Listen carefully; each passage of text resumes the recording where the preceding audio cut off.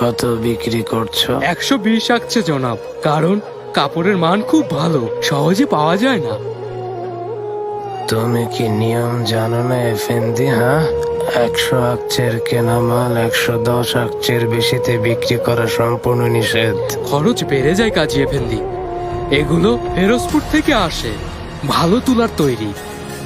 ডাকাতদের অত্যাচারে আগের মতো সহজে মাল কিনে আনা যায় না। আমি শুধু এতটুকুই জানি, এটা নিয়মের বিরোধী। আগা, বন্দি করো এই অসৎকে।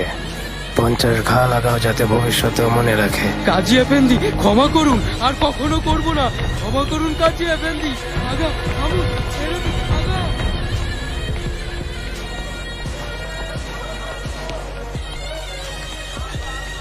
আরে কাজী এফেন্দি, সুস্বাগতম। আপনি?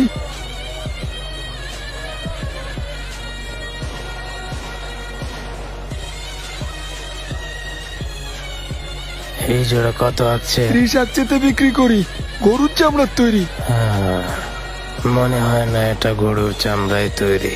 তোমার কি মনে হয়? ঠিক ধরেছেন কাজী এফেন্দি, গরুর চামড়া না, ছাগলের চামড়া এটা। 10 আকচের বেশি হবে না এটা। ভুলে বলে ফেলেছি, চাইলে আরেক জোড়া দেখাতে পারি। ওর গলায় তক্তা বেঁধে সারা বাজারে ঘোরাও। ক্ষমা করে দিন কাজী এফেন্দি, ভুল হয়ে গেছে। ক্ষমা করে দিন আমাকে।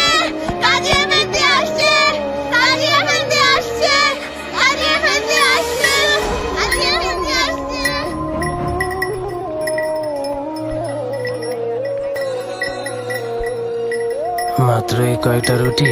আল্লাহর রহমত কাজী এফেন্দি, আজ বিক্রি বেশ ভালো। হ্যাঁ, এখানে কি? এগুলো গতকালের বাসি রুটি, পশুদের খাওয়াবো বলে রেখেছি। এখনো বেশ গরম দেখছি। আমার মনে হচ্ছে তোমার পশুরা খুব ভাগ্যবান। ফিরিঞ্জি এফেন্দি, এটা মেপে দেখো।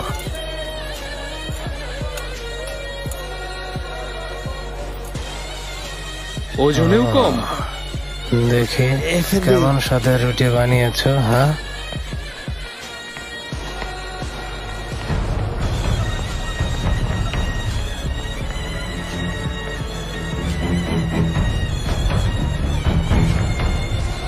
গমের আটায় আবার জবের আটা মিশিয়েছ।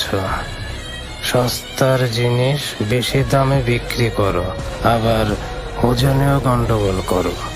ক্ষমা করুন কাজী এফেন্দি, আরে ভুল করব না, তওবা। উম্মতে মুহাম্মদ হয়ে তুমি আইন অমান্য করেছ, সেই সাথে ক্রেতাদের সঙ্গে প্রতারণা করা অনেক বড় গুনাহ ফিরিঞ্জি এফেন্দি।